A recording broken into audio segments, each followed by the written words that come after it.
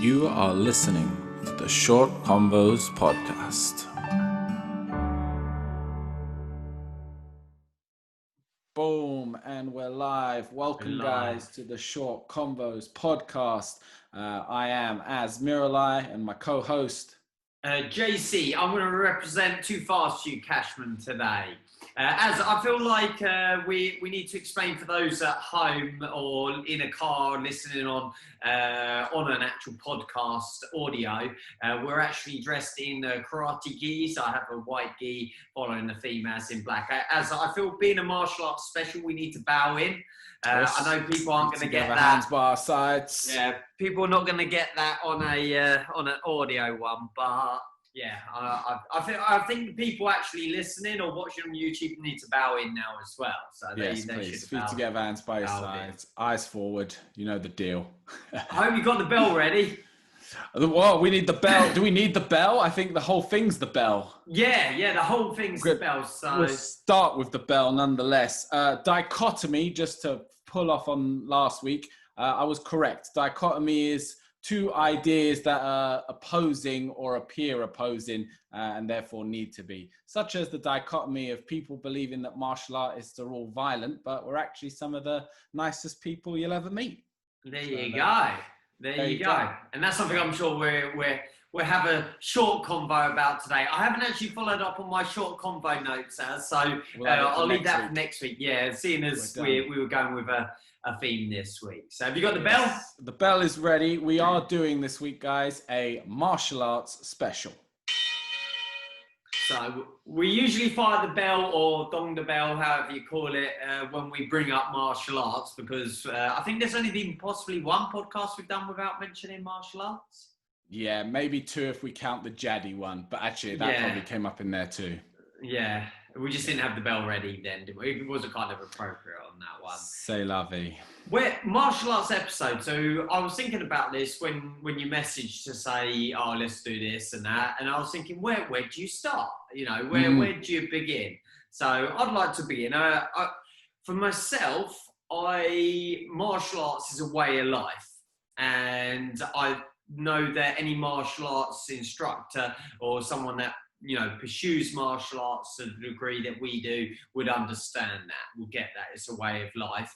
And I think people that know nothing about martial arts, have never done martial arts, that will be listening to this, understand that by that I mean eat, sleep and breathe martial arts. A couple of years ago, I was awarded the Spirit of Martial Arts Award, not like blowing my trumpet up my ass or anything, but when I was awarded, there were some kind things that were said and everything, and my wife said that I've got like a deep-rooted passion for the martial arts. I've pursued it as a career with the teaching, competing, and the coaching.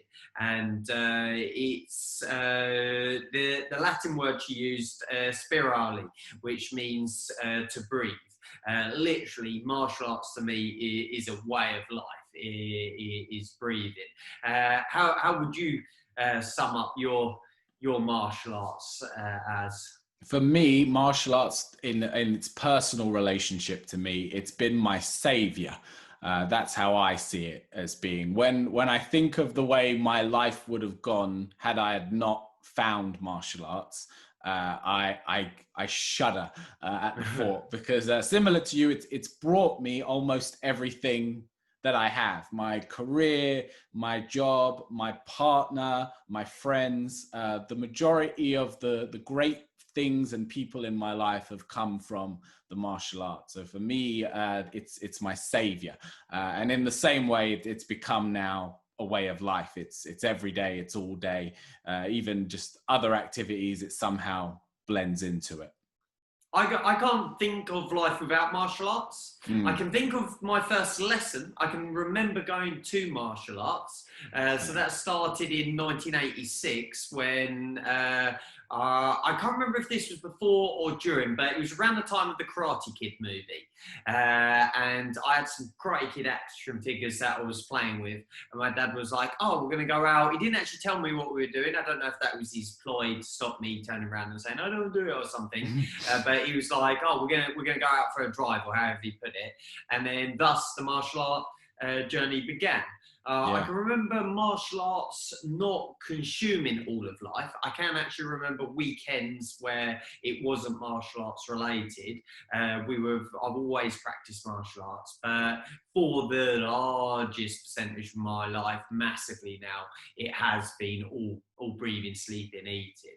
Yourself, how would you explain martial arts to? Because I was trying to think, where do we start with martial arts? How would you explain it to someone not a martial artist? Yeah, it's definitely, I think what people who don't do martial arts don't understand is it's so much more than kicking and punching or choke holds and arm bars, depending on which style you want to work on. So I think the first thing that I'd always want people to understand is that it's a way of, like we said, it's a way of life. And there's so much more to it than learning how to throw a kick or throw a punch or even to get fit. And really the largest impact it has on myself and on people we teach and interact with is it's not necessarily the physical stuff you learn, but it's the way it develops your character. So I think what it affects you how it affects you as a person is the most dramatic part of what martial arts is. The word Budo and the idea of the way of the warrior and how that kind of translates into the modern martial arts and the way we train now.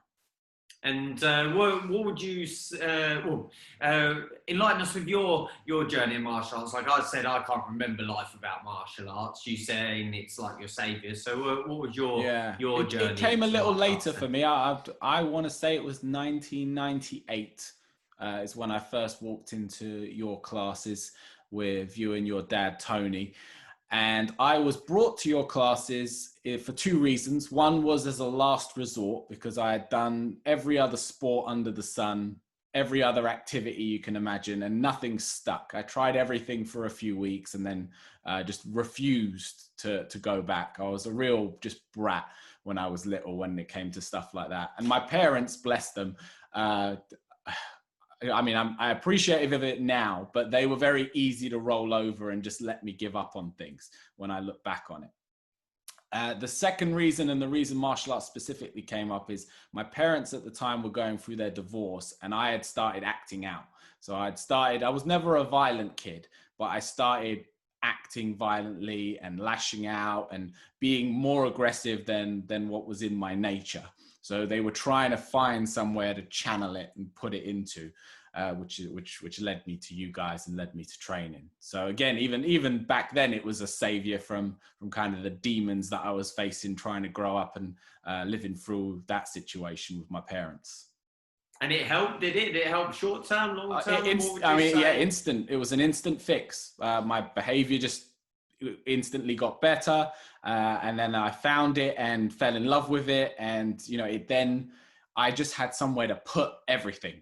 And it was just such a effective funnel for negative energy and anger and stress. And then it became even better than that. It became a happy place. It became somewhere I went to feel good feelings, because I started to develop confidence and I started to believe in myself, and those things started to be instilled in me. So the list goes on in terms of what it did, but the early stages, I think it was quite a dramatic effect. It gave me something that my upbringing just wasn't going to give me. I was not going to get that from my family surrounding. So my martial arts family gave me something that I don't think I would have kind of received otherwise.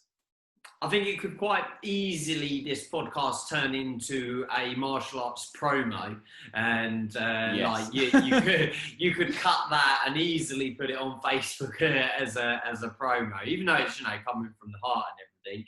I would say with my martial arts journey, again, when we said we were going to do this, I started thinking about it.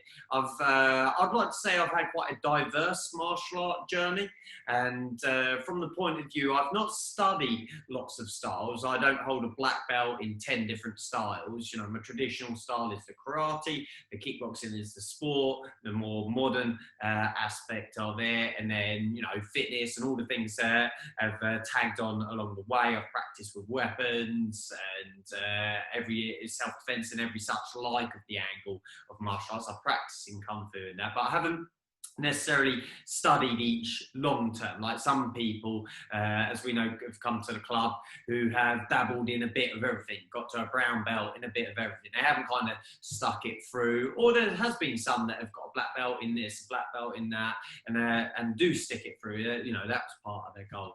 But what I feel fortunate to have done, and to travelled around a lot of Europe and a lot of the States as well, is trained with lots of different people. In recent times, it's been a lot more sport-based and competitive-based, but quite often those sports people have a root in traditional martial art as well. But I've also seen, I think the best way for me to sum up martial arts, a friend, we were traveling in Italy, again, it was training or competing or a bit of both, and he summed up really well. Grillo said, it's like a musical instrument, and you can play so many songs off of it. You can just do so much with it. And my early days, I would say, was much more the traditional martial arts, and my heritage goes back to our heritage goes back to Danny Connor with the traditional side and the instructors I trained with. I haven't myself yet been to the East to train in the traditional arts out there, but my friends, my instructors, they had trained out there and brought back that knowledge. It was very much a traditional upbringing in martial arts and much more a study. And in more recent times, I dabbled with that in self-defense as well, or say sort of mid-times, where you were learning martial arts purely as a study and nothing more than that. It was just for a belt. And then, like nowadays, a lot of the focus is tournaments. A lot of the weekend practice and time is spent tournaments and competing related. And that's been a fantastic journey. And I've also found, like, there's just so much to it. I've also trained with really nice people, really good martial artists. And I've also trained with really horrible people who are also really good martial artists. And non-sport related, I can remember training with someone, and the reason he trained was to perfect his skill to go out at weekends and beat people up when he went out to the pub. He was straight up. He's like, I'm learning this so I can go out, I can pick a fight. I can remember as a kid just being amongst adults and hearing him saying that. And then I've trained with some people that are criminals, and they're really, on that side of things, not nice people, or wrongfully doing people, but they were really fantastic martial artists. So it's really, really diverse, the martial arts, isn't it? It is, yeah. I mean, the biggest thing that it becomes is it becomes a community around you, and then an extended family. And you've got people who are in your inner circle that you interact with all the time, like ourselves. And then you've got these people who you go and visit, and maybe you see them once a year, maybe you see them once a decade, but there's a relationship there based on, I guess, a mutual appreciation of something. You both have this common ground, and like you said, you can be from two completely different ends of the world. You could have very different upbringings, but you can find this common ground and this common appreciation for something. And I think that's one of the most beautiful things about martial arts, is it's not biased in that sense. Anyone, any color, any creed, any sexual orientation, you can all take part in it. And you made me think actually of a time, my dad and I, before having a dojo and everything, because I didn't actually have a permanent dojo with Dad. It was since he's passing, but we used to train at weekends in squash courts because they were cheap, easy methods of getting a space, because all you needed is a space. I can remember this time, Buba squash court. It used to be quite funny actually when people knocked on the door, or we were knocking on the door to go in, and they'd open the door and you're going into squash courts fully padded up and gear on. It's like you're playing a serious game of squash in there. But I can remember this time, Dad and I were training, and quite often we'd leave the door open, just it would help with ventilation. And we'd pause, I'd have a drink break, turn around, and there was a guy standing at the door. Quite often there would be just watching. He didn't speak a word of English, and he kind of signalled, was it all right to come in? He came in, he, like, in a broken kind of English, said, "Oh, can we spar?"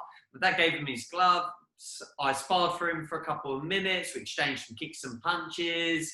We bow touch gloves. He said, "Thank you," and went off. And it was like, looking back, it was the most bizarre thing. We didn't even introduce names. I'm pretty sure we didn't even cross names, where he was from or anything. He literally came in and we sparred. And I've had that conversation number of times with people where you only know some people from that fighting dynamic. Like from back in the days competing, there's some people I only recognise with a headguard on. Yes. I don't recognise them without a headguard. Still to this day at tournaments, I have that experience. Yeah, and like kids see you and they're like, "Oh my gosh!" In Tesco's, they see you and they're like, "You're real. You're in civilian clothes." Have you had any of those kind of experiences, Az? I have it all the time at tournaments where, especially now with our kids competing, and you start to get used to their opponents and the people that they match up against, and then you see them running around in their streets or just without their head guard on, and you just can't, you don't recognize them. And then they put their gear on, it's like, now I know who you are now. I know your name. I know what stance you fight in. I know your favorite techniques, but you take that head guard off and you just become a stranger to me. And yeah, it's interesting. You talk about people running into you in the streets when you're not in martial art gear. It's kind of like, it reminds me of when you're back at school and you'd see one of your teachers outside of school. And it was a bit of a bizarre experience because you're like, oh yeah, you're a human. You're not just always in a gi training. So yeah, that very similar experience with that stuff and that's the beauty of it, that you can have not a fake persona, but like an identity in martial arts that's a part of who you are. Like for yourself with the Too Fast For You thing, my understanding and my interactions with Too Fast For You Cashman are very different to Warrior of Light Cashman and my friend JC Cashman. Too Fast For You he's a mean dude. Fair to him. Yeah, they're different energies on that one. It's interesting that we talk about, we come both from striking arts, but a lot of people who might pick up on this and listen to this might come more from the grappling side of things. So your judo, your jiu-jitsu. Did you have much experience with those ones growing up? Yeah, I did.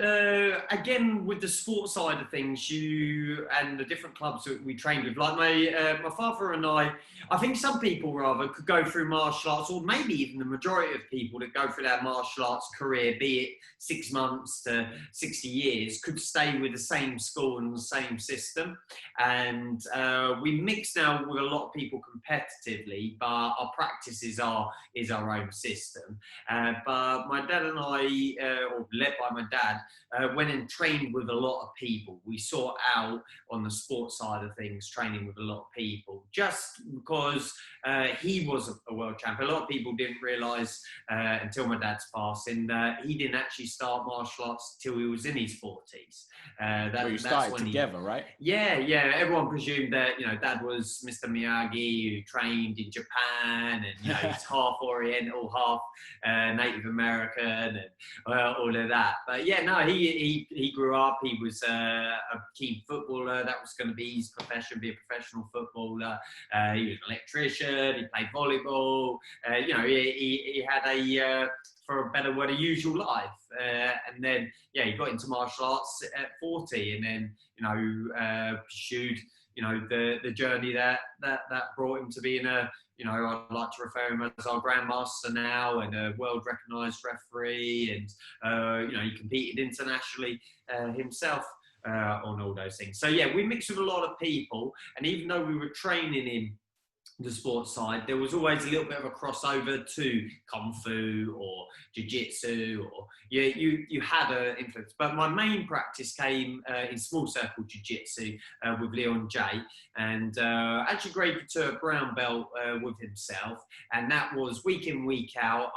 I couldn't put a time frame on it, actually. I'd have to look back. I reckon about 5 years practice, where week in, week out, it was jiu-jitsu, basically, in more of a self-defense system rather than a sporting system or an MMA system. So I'm practiced. I wouldn't say I'm an expert. I don't advertise that we teach jiu-jitsu or any of those aspects, but I've got enough to lead a class on it, or I've got enough to say I know something about that kind of thing. We used to practice that and then do our sport afterwards, and quite often a couple of the guys would come in and join us for the benefits of both. Yourself? It's something that I've trained under you in terms of the small circle, and it's something that I've picked up and always really enjoyed in terms of things like small joint manipulation. And, you know, like you said, from more of a sport self-defense point of view than how to win a sporting event or win a sport. And maybe we'll get onto that later in terms of the difference between the sport and the more traditional aspects of stuff. But something that Brazilian Jiu-Jitsu is something that I've kind of been discovering and finding more recently. With everything that's gone on in the world now, it's all had to basically go on pause because bless them, that's really not something you can do on Zoom. So I've not been doing it recently, but I have found a local school, and I've enjoyed going back in as a white belt after a very long time of being an instructor and being the person at the front of the class. And now going back to somewhere where I've got a very shallow depth of knowledge. And I'm kind of open to receive and learn a lot of new things. So that's been really interesting because it's just it's the same world, but it's a completely different set of things. There's a lot of stuff where there's parallels, like they still talk about timing, they still talk about distance management, and all of these principles are the same, but you're almost speaking in a different language because now it's all about leverage and holds and where you can grip things and what's the strongest positions. So some things change, some things are the same. The reason I asked you about the grappling, someone we both know, they will remain nameless for this one, but they're very respected in our circle, the stand-up game. I asked them about it once and they said, no, I'm not into the man hugging. I'm not a fan of the man hugging. And it just made me laugh because I think it's interesting how the sport has developed in general with the introduction of things like mixed martial arts and MMA and UFC, and it's now started to blend styles together. So you're seeing a lot more now of the crossover between things like the grappling and the stand-up rather than them being two separate entities. Yeah, I can remember when UFC first came out. I even got the tape of UFC 1 somewhere on VHS. And those early ones, you had a karate dude in a karate suit. You had a boxer with boxing gloves on. You had a sumo guy. You had someone that did monkey style. You had the Gracie brothers in kimonos for the jiu-jitsu. It was literally, okay, this match we have jiu-jitsu versus boxing, and let's see what's going to happen. It was very much that, and I think quite soon, like the Gracie family obviously dominated early on, and quite soon the stand-up martial art realised that they had no defence against that. Once someone was inside, and they would take it down, it was game over. And then I think they evolved the ability to be able to sort of block that off, and then striking all of a sudden became, you needed to be able to strike, because if you couldn't grapple someone down, or if you couldn't get them down, they'd take you out with strikes. And I haven't really followed the martial art, the MMA world in depth. I wouldn't say I'm a fan of that side of the sport of martial arts, but it seems to have gone, full circle a few times. Yeah, what I found so interesting about it was exactly what you said about grapplers learning they needed to strike, and strikers learning they needed to at least have an answer for grapplers. Is I'd say if you look at martial arts in terms of its evolution, there's been, before pre-UFC, there was almost like a lull in its evolution. And then the UFC, where it introduced this whole idea of, well, let's actually figure out which style is superior, what works the best. I think we've seen the largest evolution in martial arts in its, since its kind of creation in a very long time. And I think it's in this recent period. And the same for our striking styles. I would say, the kickboxers of the 80s would be destroyed by the kickboxers of the 2020s, just simply because of the evolution of the sport and the evolution of our understanding of it. Oh yeah, hell yeah! And when you say destroyed in just, I don't think you mean just in a technical sense, i.e., if you stood two people up in an octagon and fought each other. But I think you mean in just a technical and however you put it together in terms of sporting. Terminology wise, like I still teach the traditional art. I still teach your Junzukis, your Gakuzukis, and Bob Sykes, editor of MAI, he's trained with everyone. He was doing a bit of Kushanku the other day, and I had to tag him in our own practice because of the way he was practicing it. So there's still connection to the traditional side, but because of the benefits that gives with your discipline, your self-control, and all of those kind of things. I think we're long past, so you do see it occasionally, these schools that are teaching, someone attacks you, do a Junzuki, and it's like, nah, mate, we've moved on from that honor fighting, haven't we, kind of thing. Yeah, we have. I think that's a real interesting thing that's happened recently, is the call out of the McDojos and the exposure of a lot of fake martial artists, where because this stuff was so foreign to everyone, people could almost get away with just packaging you a load of bull and telling you that this was, the most dangerous style, the most effective way to defend yourself. But I guess with the introduction of the internet and everyone having such access to information, it's just debunked an awful lot of that recently. And I think that's where a lot of people's kind of pre-associations with it is, I still remember for the longest time, I'd say to someone, I'm a martial artist, and their first response would be, what? That would just be the thing that they go to, because that's what they think of when they come to it. And I think a lot of that comes from, people almost doing a disservice to the martial arts by taking advantage of people who are less aware, less educated on it. Oh yeah, most definitely. And you can, like I was going to say, like one thing we've not spoken about is the career side of martial arts as well. Mm-hmm. And I can recall, like I'm sounding like I've got all this depth of knowledge. I have, I've done it a long time, but I'm not the master of it all. There's people that do martial arts far longer than I've even been alive. But I have been around long enough to see evolution of things, such as MMA wasn't a thing. I can remember that. And the dojo and the McDojo, I've seen the evolution of that. I've seen the evolution of people making it into a career. The club that my father first started with, they ran martial arts as a full-time business. I think people have in this country for a long time, forever have as well. Well, they did, as an example. But there's definitely been an evolution on the career and the business side of things as a martial art. It's big business. It's big business as well. I think that's where, and it's the same with anything, isn't it? It can get tainted if you want it to, because you can, if you allow money to be the driving force behind it, then maybe the ethics or the morals of what you're teaching then take a back seat.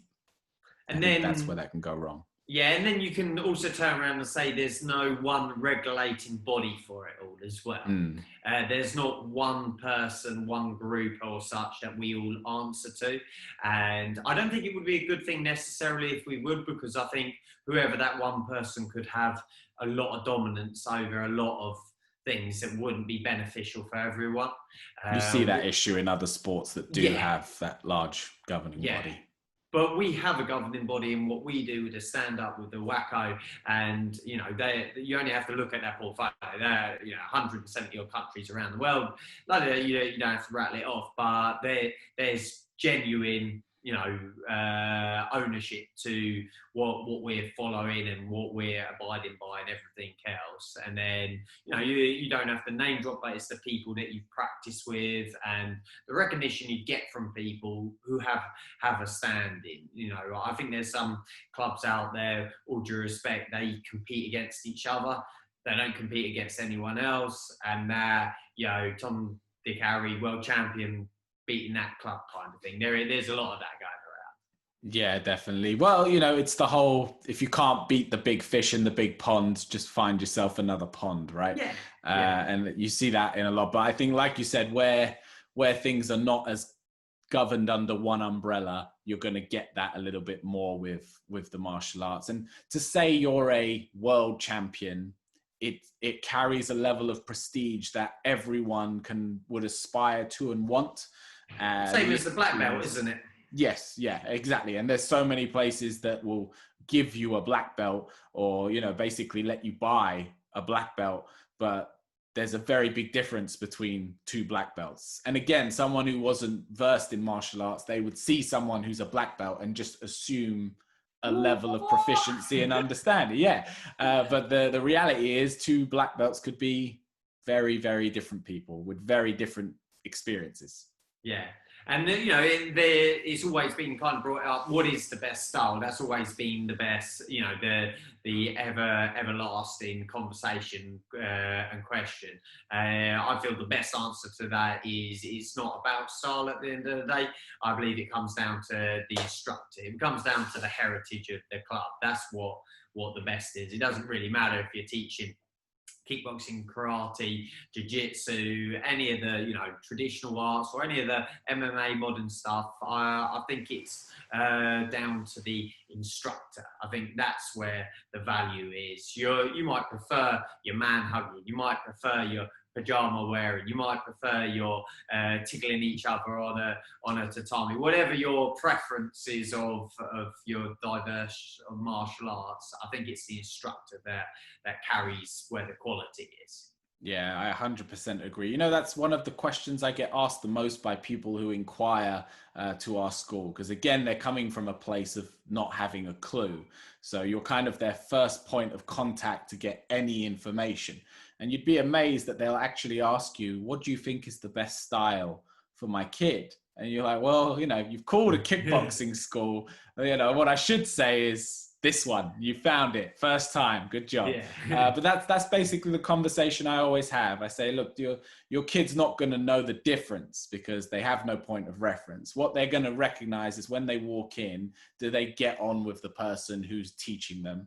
Do they feel there's a value to what they're doing? Because really, that at the end of the day now is what it all comes down to. We're no longer doing martial arts to defend our village.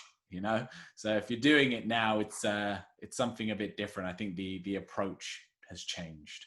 Yeah, massively. I think it came up earlier. I thought to mention it. I think one of the biggest things that I've taken and continue to take from martial arts, or it has given me, is the schooling. I didn't personally do too well at school, as in I did no further education. I didn't come out with an A list of grades with opportunity or that kind of thing. I didn't even want to, looking back. I just had a quite negative, I suppose, experience with school. Martial arts has been my school, and every day I say every day I learn something because of the martial arts. I learned something in the sport. I learned something in the mind. I learned something about someone, or it's been the best school tool I could ever ask for. I'm hungry for information, even after however many years of doing martial arts. I'll teach something now that I've done. I've been a knee down that I've done. I couldn't even do the math on it. Probably millions, hundreds of thousands for sure times. And every time I do it, I learn. I can learn something. I think that's a beautiful tool of the martial arts. Yeah, and it's funny you bring that up, because I can speak to the other side of that. I actually did pretty well at school, went all the way through it, got a degree and all of that stuff. But what I never got from school at any stage was any form of satisfaction. And it wasn't because I wasn't good at it or I struggled at it. I did fine. I got A's. I got all the papers and the rest of it. But when I went to martial arts and got shown a new technique, or landed a head kick in sparring, the feeling of just self-gratification and just the goodness that came from that was just uncomparable. And that was always something where I just knew you know, no matter how much I study and go to school, I'm not going to get the same feedback loop that I seem to get from doing this. And now it extends beyond your training to the way you teach, because I know you experience this all the time. When now your students are kicking people in the head, it's the exact same sensation as when you kicked them in the head. When your students get to the top of the podium, it's that same thing, because you've been a small but part of that journey with them. So it just carries on with you through your whole journey with it, through your practice, and then through your teaching, and then through the next generation to the next. Yeah, massively. So as you do all of this teaching, like, you know, when we are out of this whole COVID situation, which it's nice this podcast to be relevant with or without that right now, won't it, whenever anyone listens to it. But you would be teaching, you know, most nights a week and everything. What do you do as your main job? Exactly that. That's exactly it. Yeah, isn't that a question you get asked all the time? People can't seem to comprehend that this would be your main job. I get it asked a lot, I think, because I don't have a full-time premises as well. I don't know if you get asked this. I'm assuming you don't get asked this anymore. I haven't had it for a while, no. I probably every year there's at least one that drops in.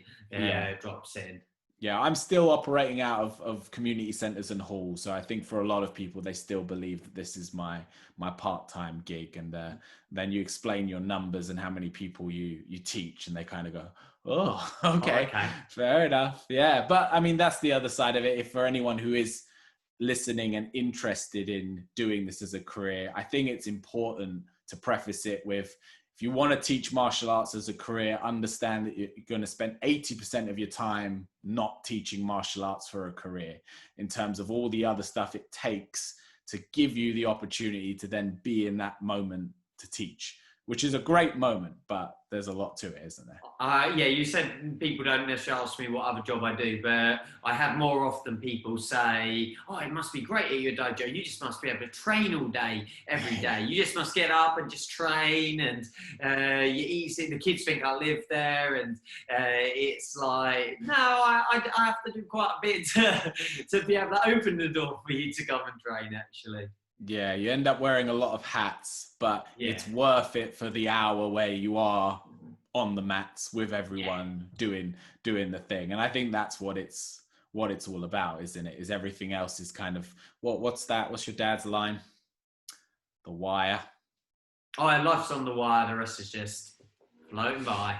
Exactly. So I think that kind of sums that up, is everything we do is to make sure that we get to step on those mats and get to spend that time doing that, because that's where living happens. Yeah. You a few things you said there made me think about where we would like to see martial arts maybe in, how long has MMA been around now, or the UFC? It's got to be 93, I think it started. 91 or 93, I believe, was the first one. Well, yeah, I was going to say 20 plus years or so. Where would we like to see martial arts in 20 years? Like, you know, you could say that's mainstream now. It's you're not got so much of the hi-ya dojo-esque attitude. That's the wrong way of putting it. Yeah, you know what I mean. What we just spoke about. Where, the kung fu-y stuff. Not to take anything away from kung fu as a style. But just using it as the white pajama stuff, your Jim Carrey type moment.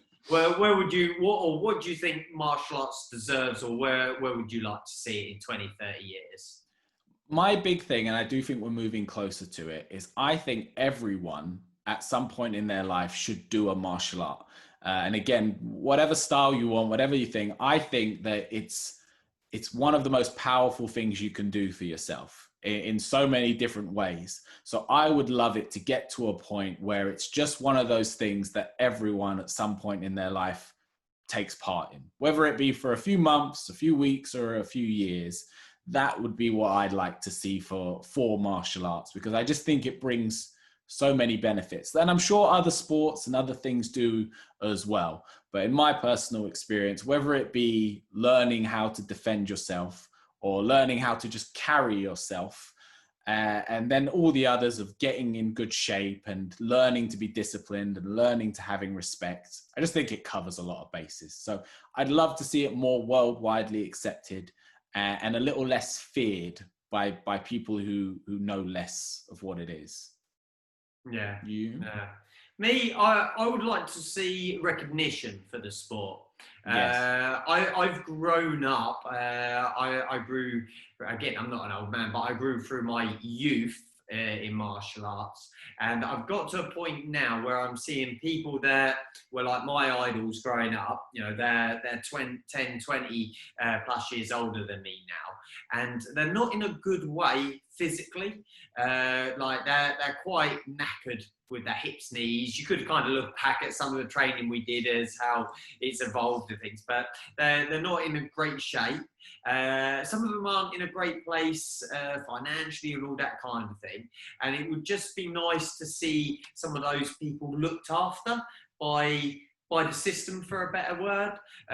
They deserve a bit of time on the celebrity sports show. They deserve a bit of time here and there to make their way. I just like to see the martial arts more recognised as a thing, and the martial artist more recognised as a thing. Because going back to the schooling, like I think our culture in England, our interaction with one another, parents to children, everything, I think it's got really ugly at times. And I think the martial arts brings something to that, which, like you said, everyone could do with learning to show respect, to carry yourself in a respectful way. So that's why these people need recognition. So yeah, martial arts, right, and be it Olympics, be it, you know, on mainstream. I don't know where it's going to come from, but just a bit more recognition. Even just sport in England, for instance, recognition with martial arts would be a good thing. I like that. If you were to bring one martial art memory, like I don't want to call it your best, because I'm sure there's just more than you're even willing to count, but one that springs to mind, if you wouldn't mind, share us one of your favorite memories from the martial arts or from your time in the martial arts. I'm gonna have to say you go first. You throw that at me, so it gives me a minute to have a think about it. I was ready anyway, so I will. I knew. That's why I asked. Mine's been quite recent. So mine was a little while ago. I took my third Dan black belt in kickboxing, and it's always a challenge. I think actually the first Dan, the second Dan, the third, and whatever your system is for anyone who practices and knows what it's like, you get to that point where you know you're going to be tested. And I think that's one of the big reasons why martial arts is so important for everyone. Is I think a lot of people go through life without being tested, without being pushed to a place of extreme discomfort to see what they're really made of, see who you really are. And we had a moment at the very end where we were doing the sparring, and it was a very familiar place in the sense that my body's finished. I'm running now on pure willpower and spirit at this point. The body had nothing left to give. And you pointed out that you were wearing your dad's uniform, and it had his name on it. And I had a real literal Obi-Wan Kenobi moment where it's like he was there in the room with me, and he was on the side watching as it happened. And there was this unbelievable stillness in the middle of a very chaotic moment where everyone's screaming and you're punching me in the face and I'm trying to punch you in the face. But in that moment, there was just this crystallizing moment where I was like, this is exactly where I need to be right now. And this is exactly what needs to be happening. And it was just beautiful, because I think those moments are very few and far between in life where you just almost, it's an out of body experience. And I just realized, it just reminded me there and then that this is everything that's happened and everything that is for a reason. And I'm exactly where I need to be. So that was a real beautiful moment from the martial arts for me. Yeah, while you're saying it, like, I'll be honest, I'm half listening, half thinking, what am I going to say now? Because I don't want to do a podcast and be just like, yeah, I obviously remember that. I'd put that as, one of the highlight reels. I'm going to have to go through a highlight reel. I can't not say a few things. So Yeah, I yeah. think if I went through the decades of martial arts, I think as a kid, I can remember teaching a course with probably had a good 500 people in a hall. Mixed grade, all ages and everything. And I was a kid, so I was like 10, 11 at the most, and I was teaching the whole lot. Because by that stage I was an accomplished black belt and everything else. And I can remember thinking, wow, this is cool. I can remember that. And yeah. And then I think teenage to like 20s, I think the exhaustion of working hard at something, I've trained past the point of pain and tiredness and all that. I think there's just so many great memories of training hard with people and just being absorbed in the moment and the same common goal and interest. And it might be as simple as just standing toe to toe and punching someone, or doing press ups with someone, or running up and down a hill. I think those moments of companionship or training together, definitely. Into my 20s was when I had my most success as a martial artist on the sports side of things. And you're saying about the out of body experience. When I won the WACO European Championships in 2002, and that whole journey, I had a complete out of body experience. I suppose from that moment, it gave you complete confidence that if you put your mind and body to something, you can achieve it.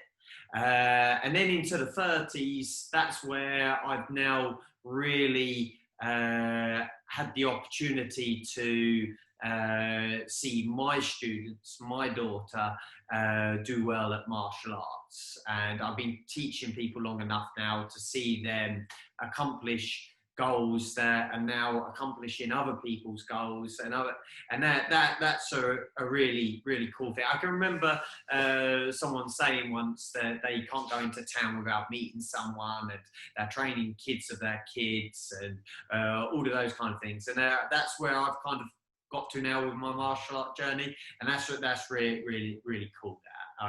Yeah. So I can't pinpoint one particular memory because there's just like too many to try and filter through. Yeah. And to say one wouldn't give justice to another. But Sure.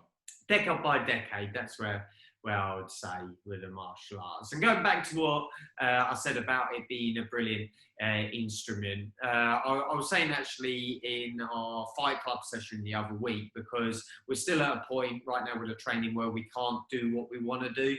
We can't spar, we can't do everything. We've got no competitions that we can go to and that kind of thing. So it's not stalled, but it is effectively. And I'm trying to keep everyone engaged and not let them drop off the journey.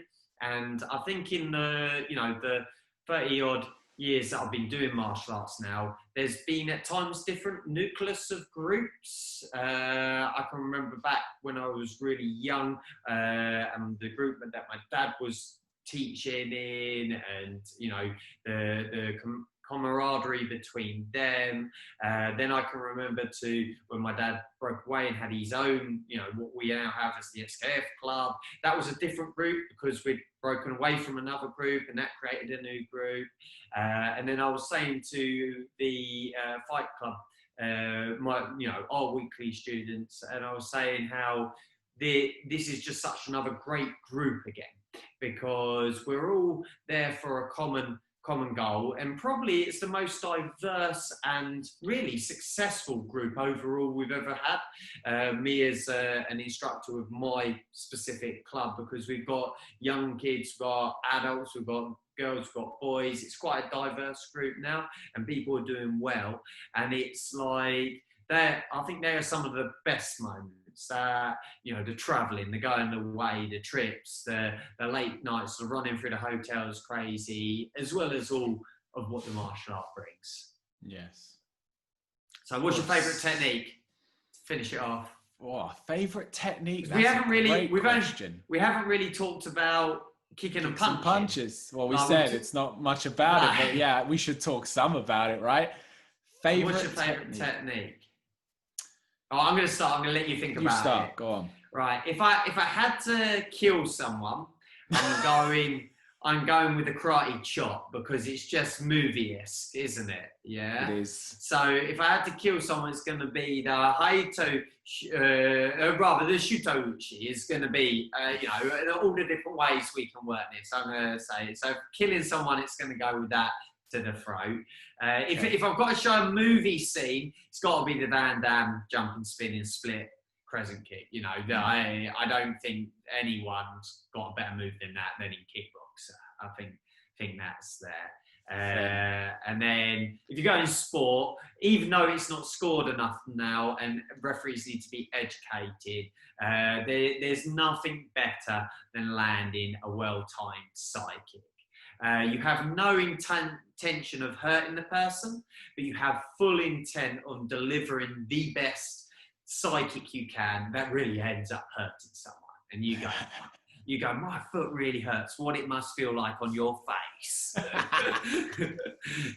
So a technique that kills, a technique that looks the best, and the most effective sport technique. Yeah. They're the three categories. Yeah, there you go. I managed for three again.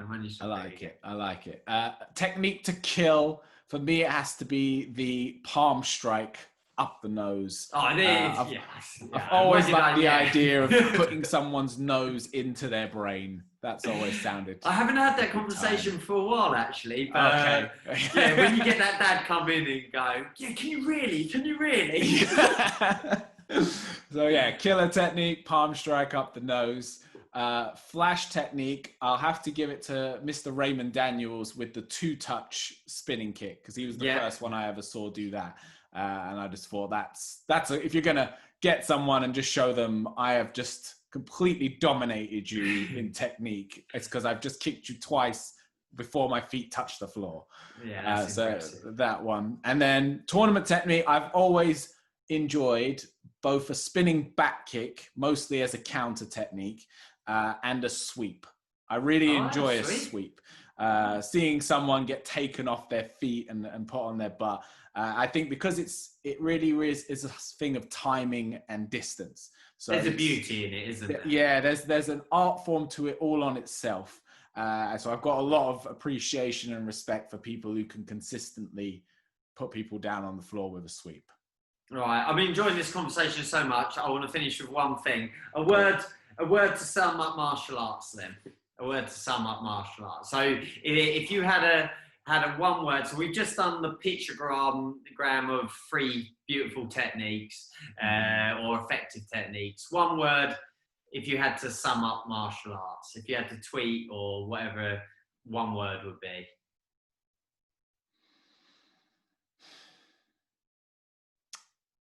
It would have to be, for me, life.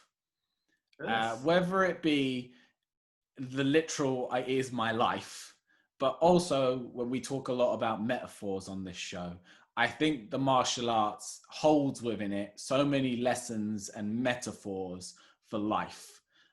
So I think you can learn pretty much everything you need to know about life by doing and involving yourself in some martial arts. Life. I like that. I'm going to throw a word in. Let's say a beautiful life. I think martial arts is beautiful. And I think we can all look at things that have a beauty to ourselves.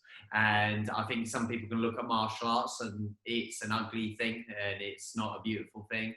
But to me, for me personally, it's beauty. That's my one word for martial arts.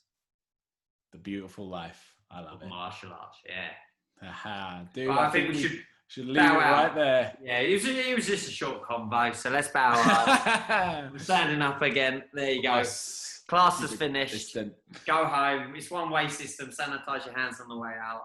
Enjoy, guys. If you like to let us know, we'll do part 2 because I'm sure we could talk about this stuff till the cows come home. So I think we should have the bell again. For sure. Bell to finish. Lost the bell. I'll Okay. find the Ding, bell. ding. Ding, ding, ding, ding, There you go. ding. Us guys. See you next time.